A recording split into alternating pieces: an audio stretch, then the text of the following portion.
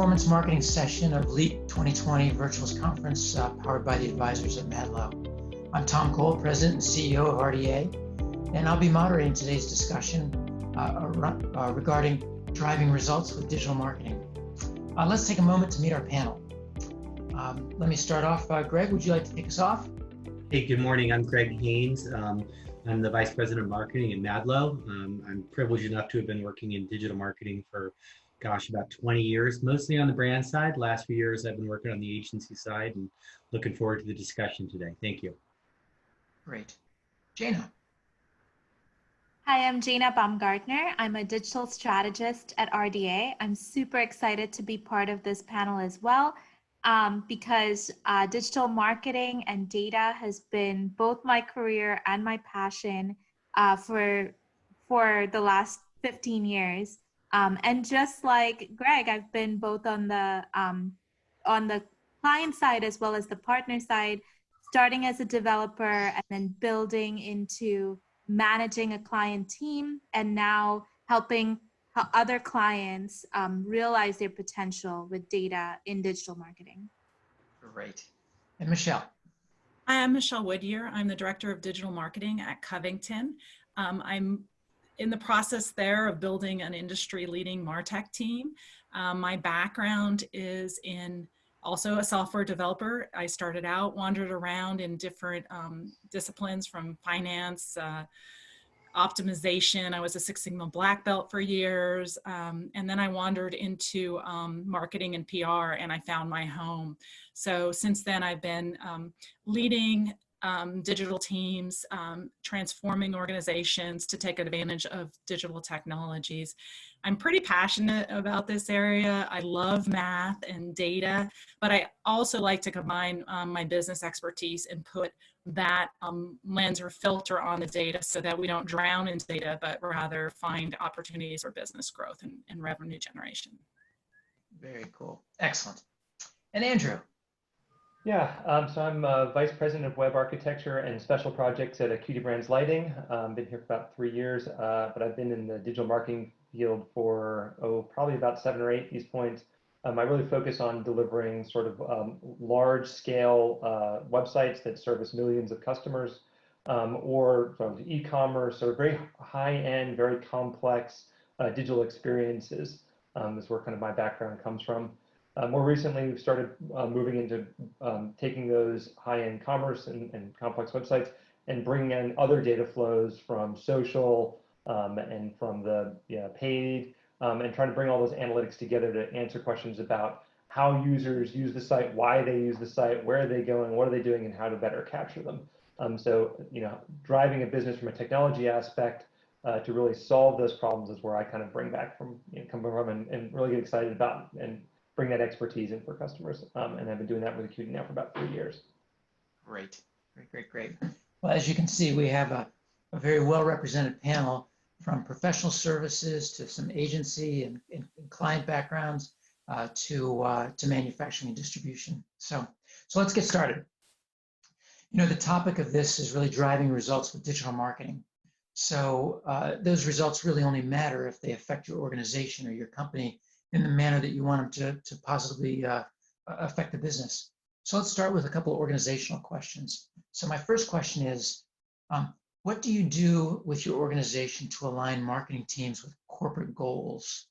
So Jana, let's start with you. So one of the things that I do with our clients is the very first question whenever I meet a client is ask them about their value proposition and differentiator. No matter what role they have in the company, they should be able to articulate that. And then one of the top things that we do with our marketing teams and working with CMOs and VPs and some of you guys here is taking your marketing objectives, aligning it with those value propositions, and then driving into KPIs. I feel like there's no better way to be taken seriously as a CMO or VP of marketing or director of marketing unless you're able to align your marketing objectives to the company objectives and then be able to show value via your KPIs. Excellent. Michelle? Yeah, Jana came in and helped us with a lot of our strategy around what our value proposition was and what our goals were, and trying to translate those into the digital experience our clients have on our website. We also have a robust set of practice, industry, and individual goals that sit in a database in Salesforce, and we use those to target companies specifically. Because it's in a database, we can do amazing reporting and tie that to our digital experience, and we actually can tell who's viewed what on our site finally. So we combine all of that information together to make sure overlaying them with our white space where we can cross sell, what clients we have an opportunity for relationship expansion based on their interests. And then we also inform what content we put into pitches, and how we process leads and who we send those leads to within the organization. Excellent. Excellent. Greg. Of course. So when I think about corporate alignment, I think about almost product evangelism, in the sense that, you know, you're really thinking about change management, and not to use a bunch of corporate words, but, you know, it's amazing sometimes the disconnect at the C-suite between what the marketing team is actually doing. I think back to when Facebook became a thing, and I was at the American Red Cross, and everybody said, this is amazing, come up with a strategy for Facebook, fix everything, it's free, it's amazing. And you know, we hired agencies and people to come out, and I spent half my time explaining to the, you know, the top level of the organization what it was, until finally, interestingly enough, some nurses in one of our 240 donor centers came up with a simple sign that said, this is why I donated. And we ended up, after spending all of this money on agency, literally just mailing out 200 whiteboards to donor centers. And that was a great, effective Facebook campaign. So the point of that story being that, you know, what is difficult is getting the executive team to understand what marketing is from a technology and the actual reach versus get me more clicks and hits, et cetera. So again, product evangelism and really just preaching up and educating, I think, is critical. Yeah, and I liked your comment in terms of being focused on the goals of the business, not just activity. So, Andrew. Yeah, so we come at it from an interesting standpoint. So QD Brands is, as the name implies, a aggregation of brands. So we currently manage 26 different brand websites, as well as an aggregate brand. So all of our brands appears on one of our websites, as well as 26 others. So we manage lots of different goals with lots of different strategy, with lots of different business units. So it can be very complicated, and some of our business units compete against each other and sell similar products. So trying to figure out strategies and goals that work across all of these organizations, as marketing is a shared service across all of our 26 brands, and drive that. We do get to drive a lot of best practices, which is pretty interesting, and sort of educate other groups on what has worked and what has seen it. We do also struggle because a lot of the marketing dollars gets pushed out to those brands, so we don't always control the money across that. But we do control the services, so a lot of the web is centralized. So it's an interesting sort of balance of centralized and decentralized, and how you kind of manage that to achieve individual goals within the different brands and still keep the overall goal of the company driving forward. It can be a little muddy at times, and as we like to say around here, be ready, something is going to change pretty much every day. And we see that, and we kind of jump up and address it and drive to it. But you know, the best you can keep those goals in mind and drive towards them really is what keeps successful. And the longer you can have them in place and not whipsaw between two sides and drive to those goals, that's what we've seen be successful over time. Excellent, excellent. So getting it, you know, and Andrew, I'll pick on you as we go back through the panel. 26 different brands plus the corporate brand, if you will. Trying to keep all the goals, all the, you know, every individual brand's goals, the corporate goals, the marketing team is a shared service goal. What information do you use to make sure you're in alignment? You know, what's Yeah, so as a manufacturing company, we come from sort of the Six Sigma black belt side. So everything is sort of lean and process oriented. So metrics are very embedded and driven within the organization. We have sort of KPIs and goals that sort of cascade all the way down from our CEO through our different senior leaders, all the way down to frontline managers. So a lot of it is driven through sort of those goals and the cascading of those goals and those KPIs.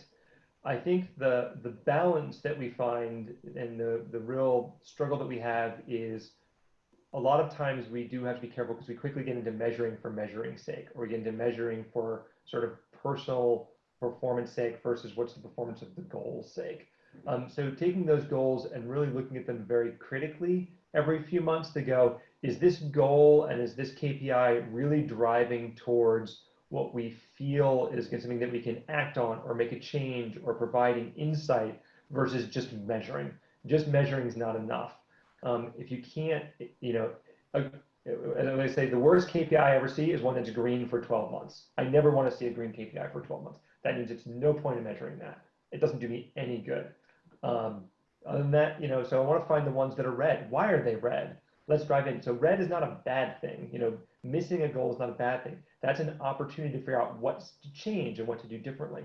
So that's what we really try and do. And we do KPI reviews every month, put them together. We've got teams looking at KPIs sort of weekly at different things. So it's kind of ingrained in our culture to drive through that. But changing the culture from the big one that we've seen is changing that culture from look, my KPI is green, that's great. We go, no, that's not great. That means you're not measuring the right thing, to where are the red ones and how do we measure those, and then treat those as the ones we want to improve on. awesome. Awesome.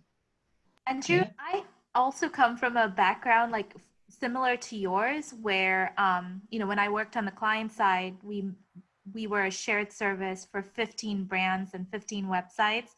So I'm actually really interested in some of the stuff that you said. You talked about how you know, you have these KPIs that are corporate versus within the brand themselves. How do you align those, and how do you keep them, you know, how do you sort of get those brands aligned to your shared service KPIs? Yeah, I mean, it's definitely hard from that side because they have their own. So they're definitely, you know, I won't say that every KPI is aligned within business units and areas. We do try and focus on sort of what their primary goals are. We do try and put them in that larger framework. And, you know, as a manufacturer, we are sort of more traditional. So we do use some of the more traditional KPIs. So a lot of it still is about views and kind of time on site and sessions. But we are starting to get into more sophisticated ones about looking at what area, you know, starting to group and classify using sort of machine learning techniques about where users are going and how they're going. So we're sort of, the last probably 2 years have been about sort of getting that groundwork in place to keep those base KPIs in place and drive them out. And now we're starting to sort of move into that next level of, all right, so let's look at that KPI. Let's see that it's growing, but what's it doing? What's it telling you? You know, right now we're having an interesting one of our primary website, which has all of our content, and our brand websites, which only has the information for that brand. We're fighting for our own traffic between the two. And there's a very interesting conversation going on about which one's more important, which one do the users want, which one is the right experience to go forward. And we see that primary one really sort of winning at this point, but we don't know why yet. So we're actually starting to put together a whole set of metrics and KPIs around why is that one winning versus the other one, and should it be? And really questioning some of that about the individuality of the brand versus us as a large conglomerate. Excellent. Michelle. I think everything is important at first, and then you whittle it down to avoid getting lost in the data. I mean, we look at high-level metrics, engagement metrics. Management seems to understand and know those. They're not confused by them. And so we make sure we're on target, you know, things like click rates and open rates and things like that. But to me, those seem a lot like vanity metrics and don't really tell me anything as a marketing director on what I should be doing or guiding me. Kind of like what you say about the red numbers. Those are the ones that you dive into and look at. We spend a lot of time looking at specific campaign data instead of getting lost in all of the data. We look specifically at a campaign we recently did And then we use that data to come up with strategies to nurture relationships that we see with folks that are engaging with the content. Like everyone else, we have 100 different practice groups, and all of their value propositions are a little bit different. They're all legal services, but they have different objectives and needs and customer types. So it is a challenge to put our arms around all of that, especially at our large corporate clients. So we may not know all of the legal services we're doing for them across the whole firm. And so putting our arms around that, pulling all that business that we're doing with them into one place and overlaying those plans that I talked about earlier with the actual work we're doing and the engagement data, we can really get a good look at that, what we're doing with that client, 360-degree view. And then we also want to personalize their experience. Once we have an idea of what they're interested in, what we want to sell them, where we can expand the relationship, then we've been working with Jana to help figure out how to personalize the content they see and push them in that direction on our digital. And this is quite innovative for a law firm. So we're kind of wandering around through it. Excellent, excellent. And Greg? So, I think about information, and I've seen millions, we've all seen the dashboards over the years. And I think the most important thing for me, the takeaway I would say, is that being in command of the facts and the story, right? Because the numbers are the facts, but the underlying story, the ability to communicate that, is often just as critical to driving change, right? Numbers are numbers, but why? What is happening? What are the underlying causes? And more importantly, what can you do to affect change, right? I think when I was working at a large manufacturer for high-end consumer goods, the fixation at the top level was leads, leads, leads, leads. And that led to increasingly gating the content, right? However, at the other side of the coin, we knew that consumers would spend 8 to 9 hours online before purchasing, this product. So those two things at times were in direct conflict. And if you gate everything, you would drive your customers away. So you've got to find a balanced scorecard, right? You've got to understand that, great, the facts are that top level may be leads, but if you're, cutting off your nose to spite your face to drive that top level number, at times you can in turn be hurting the entire organization. So again, I think the ability to communicate, yes, these top level KPIs are important, but sometimes these secondary things are just as, if not more important, and can also be complicated to measure. So again, being in command of both the facts and the story to be able to present that and say, yes, here are some great numbers or bad numbers or whatever they are, but here's also the story that can drive the business. Excellent. Jana, were you going to say something? Yeah, I was going to say, actually, I do want to talk about what Greg said, because, it goes back to that personalization concept Michelle mentioned, how you don't ask someone to marry you on the first date, right? So it's basically you're asking someone to give me all your information when they know nothing about you. And it goes back to personalizing the experience. If someone's new to you and your brand, or new to searching for a specific product, it's really important to start engaging them and building trust with them before you ask them to give you something in return. But once you've built that trust and once they've researched the product and learned more about the product, then it's potentially a good time to ask for the lead information. But even then, what are you giving back? What tools can you give them? A calculator, something like that gives them information as you get their information. Fascinating comments. I loved the critical thinking that you're applying to the information and the situation, getting those levels deeper, who, what, where, when, why, and then who, what, when, where, why of that, because that does tell the story, to your point, Greg. It's fascinating in today's world, research is done digitally. We'd love to say that, you have to call a salesperson, you have to go to a store or whatever, but it's done digitally. People have made up their mind because they've been exposed to so much and they've had the opportunity to research. And so to Jana's comment, that's part of the journey. So what's the measurement? How do you glean the right information and relationship from that? It's critical. So we talked a little about what information is important. Now let's talk about where do you get that information. So Andrew, kick us off. Where do you get information in your organization? Yeah, so this is actually an area that we are struggling and figuring out with right now. So we have a lot of the standard sources, right? We have Google Analytics across everything. We have our multiple disparate social systems where data comes together. So that's one place we know we get sort of underlying data. You know, and it's I'm not even gonna say it won't be, it's not information at this point. It really is just data. It's data points, and it's a lot of data. You know, you start dealing with the traffic on, sorry, we get 25 million users a year across that. We're running campaigns across 26. We get buried in data. So how do we sort of take that and bring it up? You know, one of the things we're even struggling with right now is how do you bring it together to marry it? So, you know, we are looking at tools to not have to go to 15 sources to actually get this information, but bring it in and sort of centralize and data warehouse that.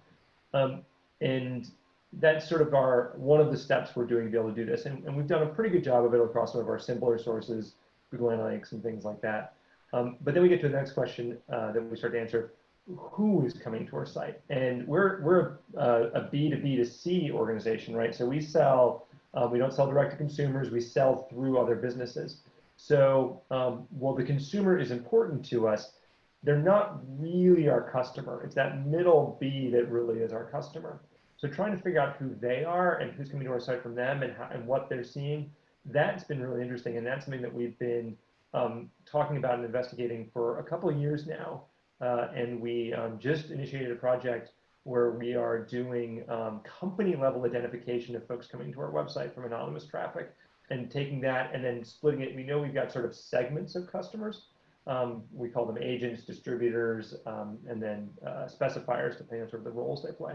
So we're going to sort of, we know the place that each of those companies sits. We are now starting to identify which of those companies are coming to our different platforms.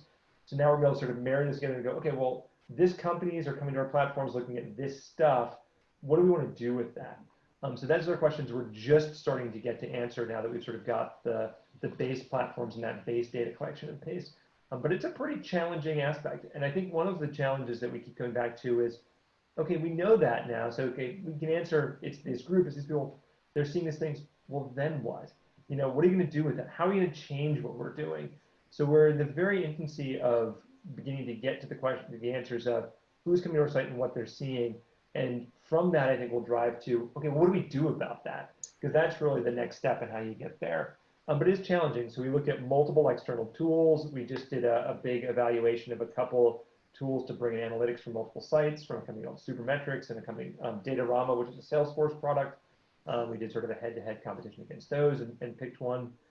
We are looking at reverse lookup tools for customers because, you know, a lot of times I don't care about the individual user that's coming to our site. I really care about the company that's coming to our website and trying to figure them out. And once you get that, then you can sort of hand over, well, it's this company. Okay, sales team, go kind of focus and target on that company to do what they're doing. They're looking at this kind of information.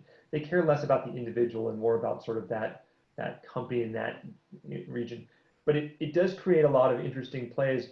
We get to say, you know, particularly from sort of very senior, the C-level executives, they go find demographics. And I go, well, what do you mean by demographics? Because demographics means, you know, I'm a 40-something-year-old who lives in the Northeast.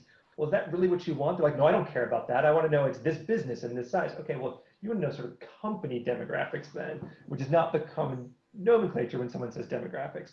So trying to get to what people are really looking for and how to get that information, that can be one of the first tricks. And we spent several months just having that conversation of, well, what are you really trying to answer? What real information would be helpful for you before we start just jumping in and collecting things? Excellent, excellent. Michelle. Oh, I was wondering if this was a trick question because is there somebody who can bring all this data together for me? Yeah, I guess I'm ultimately responsible for figuring out the data we need. And I work closely with IT to get that data in a place we want. And it's been kind of tough to figure out how to get the data we need. And the approach we took was asking questions and then answering those questions with data. So, you know, a partner might say, I'm working with a technology company. We're just started working with them. What do we sell to other technology companies? And so being able to compare what the practice mix looks like for another company that's like this one, so that I can understand what other needs they may have. So we figure out where to get all that information from, and it comes from, you know, just like Andrew said, dozens of systems all over the place, pulling that together. We've been using Tableau and Tableau Prep to do proof of concepts on how we can pull data together to answer business questions. And it's been very successful. And we've gotten the organization to sort of bite off on building a data warehouse, I hate calling it that, but so that we can stop being the Azure cloud and, you know, pulling the data from everywhere, transforming it and analyzing it, so that we can have that done every night for us, so we could have close to real-time data. We create dashboards for different users, like we use user stories to figure out what to put on their dashboards, because they don't know sometimes what data they can get and how they can use it. But like for a lawyer, you know, like they have a business plan and they have clients targeted in it. And we have a dashboard that shows them all their clients and what they're engaging with and what pitches we've done for them and what matters we have all in one place, so they can kind of drill into that client and understand more about it. For practice group leaders, you know, they have a different set of targets and goals. And so we have a dashboard that shows, you know, all of their lawyers that work for them and who they're engaging with. For business development, they need to connect the dots across all these different practices and companies. So their dashboard looks really different. And then of course we have our top or key accounts. And for those 100 accounts, we really pull a lot of data together to help those account managers serve the client better. To understand what the client needs and be proactive in offering solutions to problems that they may have. We pull in data from external sources such as Google Analytics, and we're looking at things like Demandbase. We're probably moving to a whole new CRM system that'll give us more flexibility to accomplish all of these things, and some new marketing automation tools. So it's a big year coming up for us. We're investing a lot in this, but the firm, especially with the pandemic, has really doubled down on business development and virtual business development at that, because, you know, taking clients out for Scotch tastings is not happening. So how do we engage otherwise? And so lawyers aren't used to it. So it's a lot of teaching them. There are salespeople, and not that I would ever say that in front of them, but they have to use this data to make actionable outreach to clients. And that's sort of the way we're approaching it. Yeah, excellent, excellent. Perfect, Greg? Yeah, so it's funny. So I think back to the P.T. Barnum quote, right? I know half of my advertising is working, but I just can't tell you which half, right? So it's the classic attribution question. And people struggle with this. They really do. I mean, even at the highest end organizations where you've got, you know, multiple systems inputting, and, you know, it cascades that question you get asked every day. You know, where is the perfect place to spend my dollar? How much should I spend on paid media, right? And I think it's important, and this flies in the face of a lot of the Six Sigma and the numbers, is that qualitative matters as well. Quantitative is, of course, incredibly important in your KPI dashboard, right? But I think at times people forget that, for example, paid media is a good example. You know, every single dollar I spend on paid media has to return X dollar through my lead, and I can measure that lead that into 12% sales, into 5%, and there is my cost per lead, there is my cost per return, and I've got a perfect closed loop. When oftentimes they forget about, for example, the halo of paid media. Those many people who did not fill out a lead form, but called the organization or did that sort of, you know, and came in and still purchased something, right? So yes, KPIs are critically important, understanding that and getting that. But your attribution question, where we are in our digital maturity across almost all organizations, nobody has cracked this nut incredibly effectively, except for a very few channels that may have very specific narrow D2C. So you've got to have a balanced scorecard. You've got to get back and be able to tell the story. You've got to ask your customers, right? You've got to have some mix in a little bit of qualitative to be able to tell that story. So I think that those things are important to remember, especially when you get fixation on top level KPIs. And not that I'm anti-KPI, mind you. You know, data, of course, is our lifeblood, right? But being able to augment that and understand that many times those marketing activities will have a real world impact beyond just a lead and or a click and or a sale. Yeah, it's as you your comments are kind of the mix of what we've seen traditionally with what's now happening digitally. And so we're definitely on a wave. And so you start to see companies, as you said, that have figured it out. So, Amazon's the easy one to pick for that. They figured out, but yet they turned around and went to brick and mortar stores also. So, which will be qualitative and less be a challenge to collect the data the same way and run it through the same algorithms. So there definitely is this mix. It's figuring out how to get value and measure out of it. So, Jana, did you have anything you wanted to add? Yeah, I love Greg's comment about it being part of the digital maturity, right? Because I think how you get data depends, how you get the information completely depends on your digital maturity. Michelle and Andrew gave great examples, and I think that they are higher on the maturity curve than some of the other clients that we've worked with, where they're still struggling to get basic information, right? Like if you are starting out in your digital maturity journey, you're looking at how do I attract users and how do I, engage them in the most basic manners. And that data exists within your channel silos, right? So you should be using tools like Google Analytics, CMS Analytics, social analytics, marketing automation or email analytics. That data is easy to get within the tools themselves. But then as you mature through the digital maturity, matrix, that's where Michelle and Andrew, you guys are, it gets harder because now what you need to do is get that data together to tell a comprehensive story. And when you're measuring things like advocacy and engagement, it's harder to tell that story to sort of underline data with website data with your email data to tell a comprehensive revenue or attribution story, and that's where you need the tools to tell a bigger story.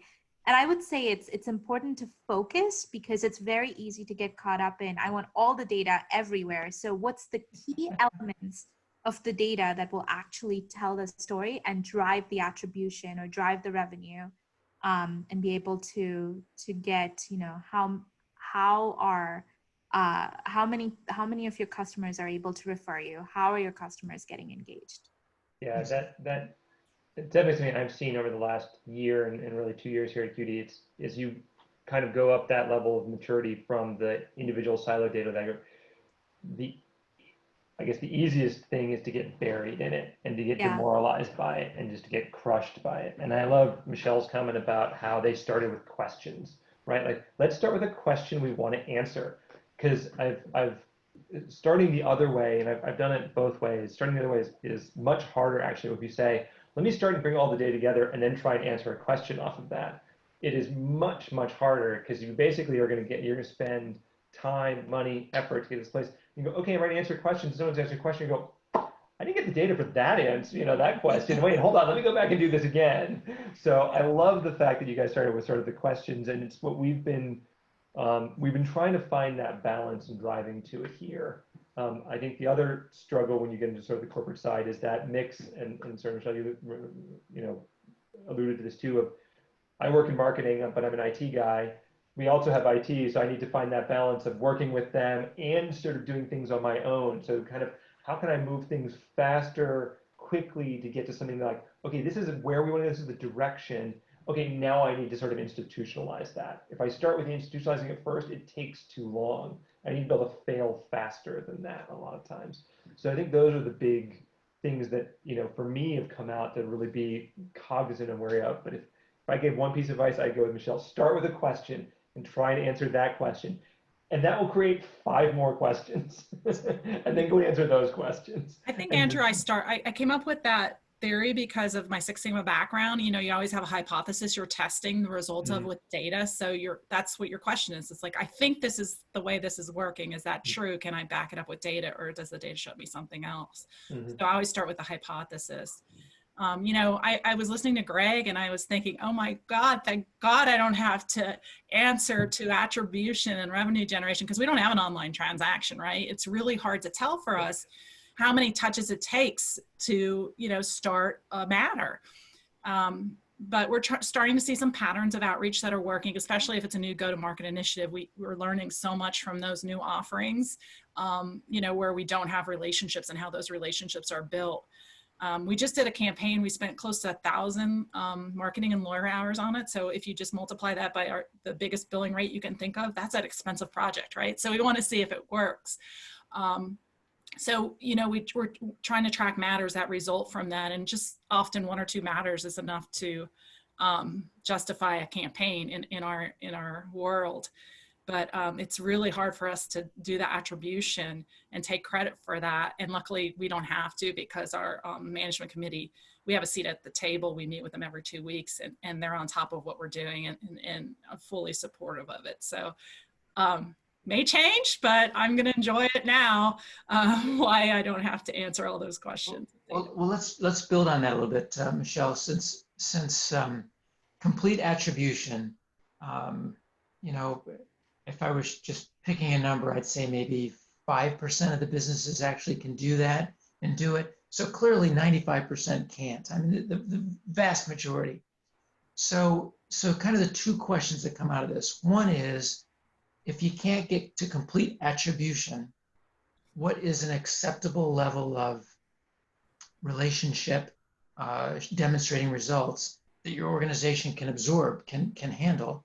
And then the second part to the question is, culturally, how hard was it to get marketing people, your teams, together with IT, because IT people don't necessarily always like to do this either, but to actually be okay with measuring themselves, be okay with, you know, picking up on Andrew's comment, having a red KPI.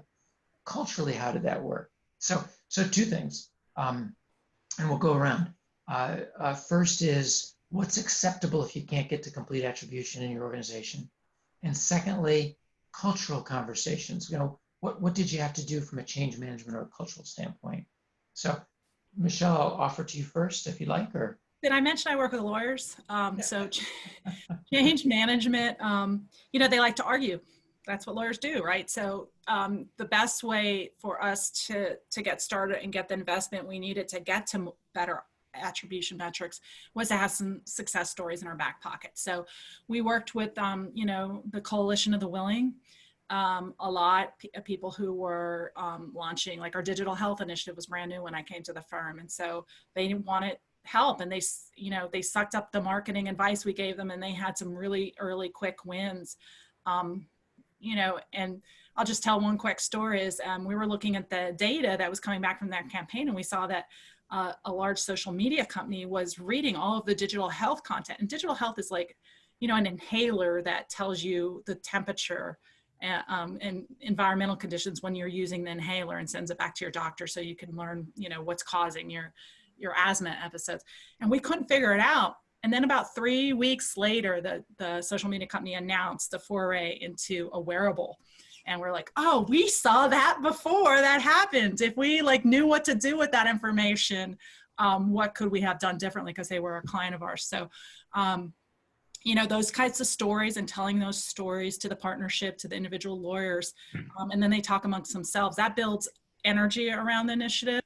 And faith in it. And so just a few of those types of stories got the ball rolling and the momentum. And so now we can build the infrastructure. It's not inexpensive to build infrastructure to get to the level of complete attribution. It takes a lot of software and work. So I would say, you know, Andrew said you start small, you build something yourself within marketing with the tools you have available, and then you kind of know exactly what you need. And when you go to IT, you have well-defined requirements.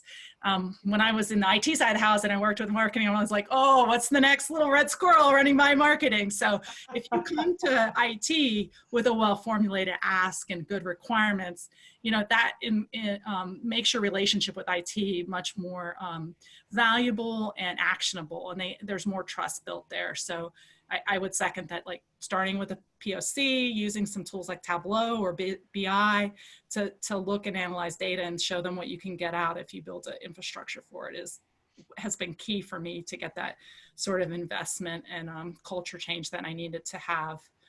Now the BD folks, they're another problem too. They don't like spreadsheets.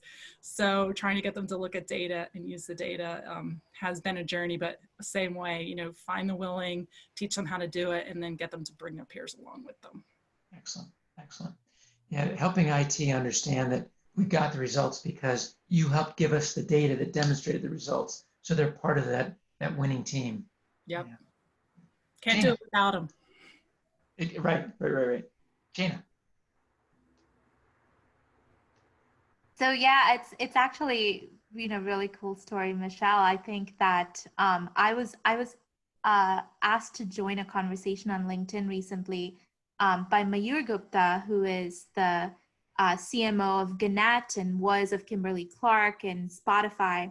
And he talked about this cool concept that marketing has a marketing problem. And when I was working on the IT side, it's funny, but it's really similar. I read this book called The Real Business of IT, and it was the same concept that IT also has a marketing problem. And the real problem is the inability to market yourselves to the rest of the C-suite.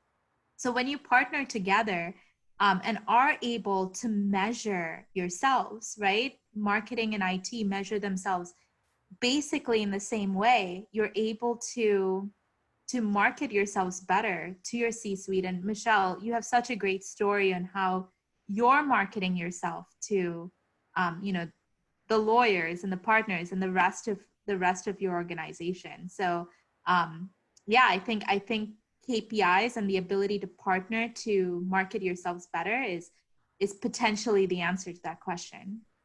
Awesome. Greg. So, you know, the interesting part to me is, again, getting back to the core question of really attribution and what's the right level of trust. I think KPIs are important, but I think understanding the customer journey, right? And understanding that customer journey, whatever business you're in, is realizing that, yes, most transactions, especially in the pandemic, are done digital, but some of that happens offline as well. So I think having a really healthy understanding and threading that into the story, again, getting back to manufacturing or blood donation at the American Red Cross, measuring that people are going to come to a donor center or people are going to visit a retailer, right? So can you thread in some of that information into your KPIs? It's funny to me because looking at KPI dashboards for years, when I went over to the agency side, working with the smaller retailers, man, I stopped doing paid search and I had less people coming into the store. You know what I mean? And you don't often hear that real world because a lot of times we've all, as marketers, grown into these large organizations with KPIs. But when you hear things like that, remember, wow, it actually works and there's a body coming through the store. So again, to really answer the question, in an ideal world, of course, we've got KPIs that would measure our attribution. But if you're understanding that customer journey along the way, and you can thread that in as you tell that story to your management team to support your marketing efforts and remind them that we are not just clicks, we are people. We have a digital journey that, you know, often goes beyond the computer, less so these days, unfortunately. And again, use that information. And also, again, getting back to asking your customers, right? You know, many folks I find in organizations are missing that customer journey work. They're not surveying their customers. They're not filling that side of the journey in as much as they are that end state of sales and leads, et cetera. So I think it's really critical to understand the customer journey and to do more, invest more on that side as well. Awesome. Andrew. Yeah, so, you know, I think I had one answer at the beginning of this, and I'm going to sort of go in a different direction after hearing everyone else's. So when I joined Acuity 3 years ago, we were tracking MQLs and SQLs, and to be honest, it was funny. I'd actually never heard those terms before coming here because it was, you know, it's sort of, so I had to stop and say what those are. So for anyone who's listening and doesn't know those are marketing qualified leads and sales qualified leads. And those can be very, you know, typically in marketing qualified lead gets passed to sales, and then sales also qualifies it, and there's some big gap and drop between that. And we stopped all of it. We stopped all of our passing marketing leads. We stopped managing them. We stopped measuring them about 2 years ago.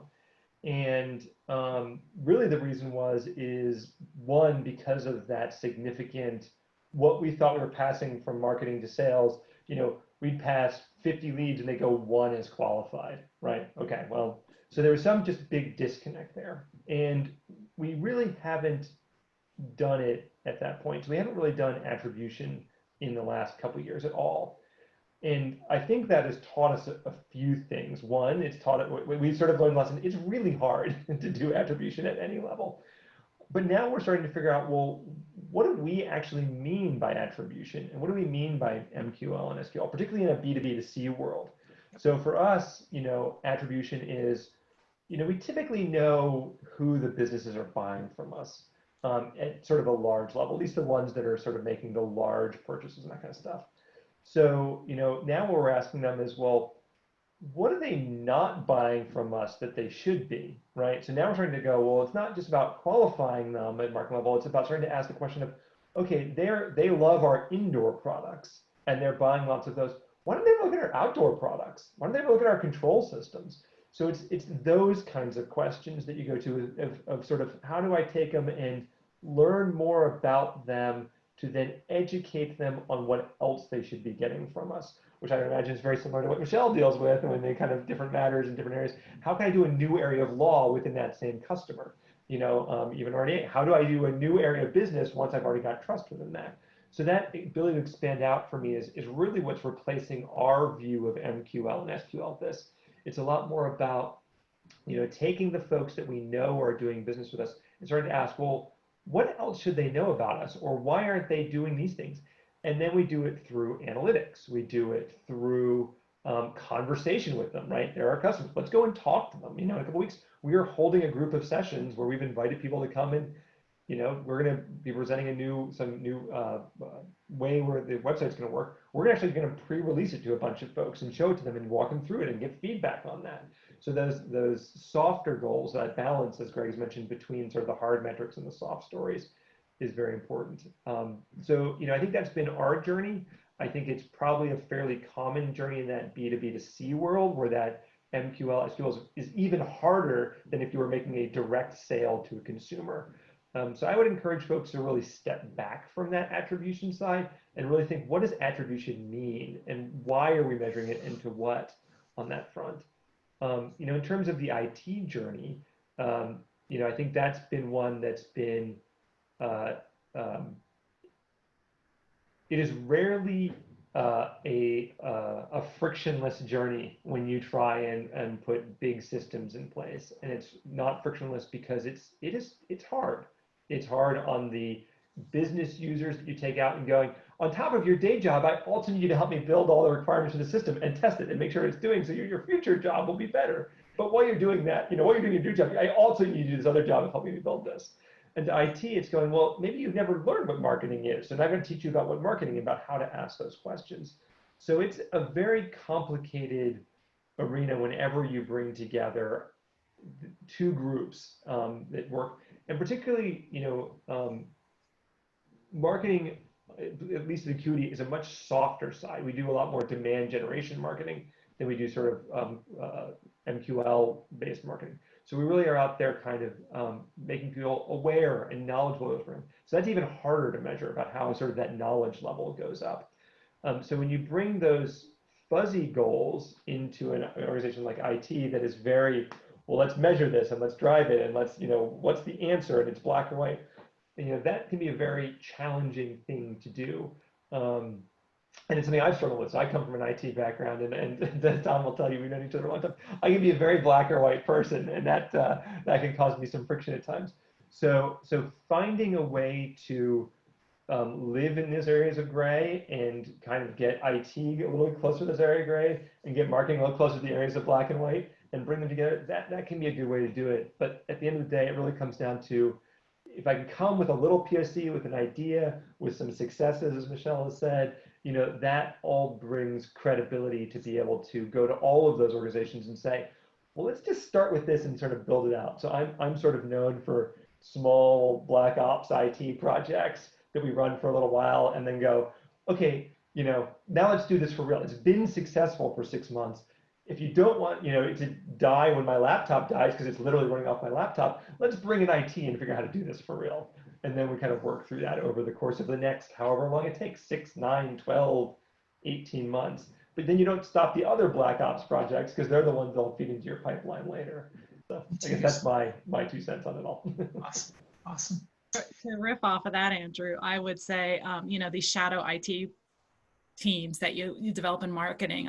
I've sold my boss on not hiring marketing professionals. I hire IT people because it's a lot easier to teach somebody marketing than it is to teach them, the process thinking, the technology that you need to be an effective digital marketer today. So, I think that's the key is that I love your comment about teaching IT about marketing. And I think I'm going to use that too, is just talk more to them about, what it is we need and why we need it and how that affects the firm, overall. So that's a great point. Awesome. We are all different people, that's for sure. So, I have 2 last questions for the panel, and they are, if you were going to make a recommendation to someone who is just beginning their digital marketing journey, what would you recommend? And the second question is, how do you keep the transformation going? Once you started, how do you keep it going? So I'll toss those 2 out. You can answer one, both, either, whatever you like. So, Greg, let me start with you. So I think, having a good, it's funny because part of my position today has been, well, quantitative is important, but qualitative is important, is equally important as well, and customer journey. But I think you have to understand the underlying data. So I would tell anyone starting in this industry to kind of, know your numbers, right? Understand, how the world works in terms of being able to understand, because much of our transactions are digital, right? Understanding where that loop is, that customer journey digitally, understanding how to measure and manage, right? Because when we get data, that's great. But when we get insights from that data that can can make us to different actions that can change those numbers, that's of course what we're all trying to do, right? Is to get actions that will change the numbers through insights. So understanding data, I think, is a foundation that anyone needs to be able to really master, to be able to enter into the digital marketing world, right? I would start there. Awesome. Jana. Yeah, I think going off of what Greg said, it's all about, not getting caught up in the data telling your story, rather having the data tell its own story, and then, making sure that you're listening to that story and being able to pivot as needed. Because I've seen a lot of times where marketers or IT or whoever already has a story in mind, and then it's just a matter of using the data to tell that story. So it's important to be able to pivot with that story. And Andrew, Michelle, you guys have given such great examples of where you've pivoted. Andrew, I love your example of how you started out with MQLs and SQLs and then left that aside to create a new model of how you're going to pivot, because that's the objective of your company, not necessarily generating leads. So I think those are the lessons of, don't just look at the data, but go back, look at your objectives as a company, your KPIs, keep changing, keep improving. And I think that's how you continue down the journey. Awesome. Andrew. Yeah, I think for someone just starting out, I would recommend a couple things. One, I would say start measuring something. Doesn't really matter what. I don't care what you start measuring, but start measuring something. Because 1, you'll learn how to measure. 2, you'll learn what tools you need to measure. 2, 3, you might learn that it's not possible to measure that. But start measuring something. Go after that. The other thing would be come up with 3 to 5 questions you want to answer, right? Really try and go, I want to answer these for this reason, right? I want to be able to do this. I want to know this. And even if you can't answer those 3 to 5 questions right away, try. You might find you have to answer 15 other questions before you answer that single question. But for me, I think those would be really the 2 key things for someone just starting out is one, just start measuring something, just start doing. And the other one, find that question. And the third one is become an Excel whiz. Excel is your, hands down, your best tool to do any of this to start.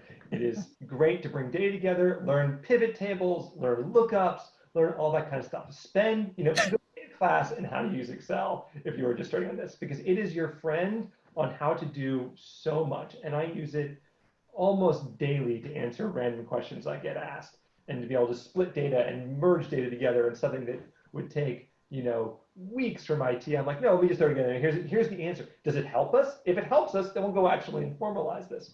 So those would be my three things if you're going to just be starting out. Andrew, if you keep your to-do list in Excel, we know we have a problem. Michelle.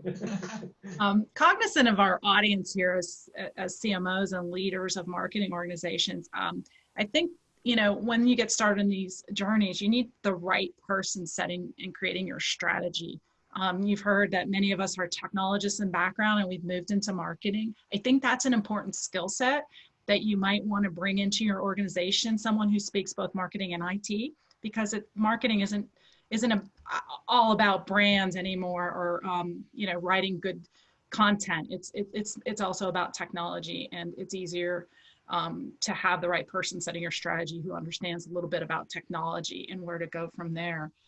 And to keep it going, I'm always learning. I'm always, I go, whether speaking on this panel, I took a few notes of things you guys have shared with me that I want to try and do. And so I always keep learning, keeping your ideas in front of you, and circling back with your organization to make sure the direction you're going in on this overall strategy, it's still the right thing to do. If you create a 3-year strategy, you need to be checking back and making sure that things haven't changed over that time frame, and that making those adjustments. But because my team is full of IT people, having a clear written strategy and communication of that strategy down to the team so they can execute on it because of the way they think and their thinking styles has been tremendously important for moving our journey along. Awesome. And my last point, I know it really said we're supposed to do one, but my last point is it's about change management. All the tools in the world, complex data connections, big data warehouses, none of that is worth it unless the people use them. And you have to teach the end users how to use those tools. And the project doesn't end when the testing is done. It ends when the users adopt it. And I think that's key in keeping things moving. Excellent. Excellent. Well, we've had a very enjoyable conversation. A couple comments. I took some notes as we went along. Company goals need to be tied to marketing KPIs or vice versa. And red KPIs are what you learn from. When you have a red KPI, it gives you a chance to critically think and dig in and understand the who, what, where, when, why, and what else could we do, and all that. I love the user stories to help our constituents understand. Start with a question you want an answer. That is so real because it's a way of having a conversation with another human being. And it's also a way of aligning people who are different, people who are black and white or analytical versus people who are less, more creative. So having a question, having a discussion around a question that you can answer is a great way to bring people together. Change management. Start small with what you can measure and build energy around those results. Share the results with everyone. Marketing has marketing problems, and marketing needs to market to the rest of the organization, C-suite included. And then the last one I took was digital marketing, just to build a little on something that Andrew was talking about. Digital marketing is about learning more about your customers. As Greg said, it's understanding their buyer's journey. In Andrew's case, it's about learning what they do buy with you and what else they maybe could buy from you, what you can learn from. But it's about learning about your customers, and it's about having a relationship with them. And in today's world, we get closed loop ways of doing that. Digital provides us this closed loop where 20 years ago, we didn't have that. Everything was open loop. We tested, we tried, we threw macaroni against the refrigerator and hoped some of it stuck, and we just kept going. Well, today in a digital world, we're connected. We get results, whether it's on the research side, whether it's in the transaction, or it's in the customer support at the end. all of it is a chance to learn, and it's all about digital marketing. So with that, I really want to thank Greg and Jana and Michelle and Andrew. You guys are awesome. Your input was wonderful. We've learned a lot. Thank you very much. For those of you who have had the opportunity to enjoy our session, you can learn more about this event through LEAP and by visiting www.leap-forward.live. Thank you very much. Enjoy the rest of your day. Thank you. Thank you.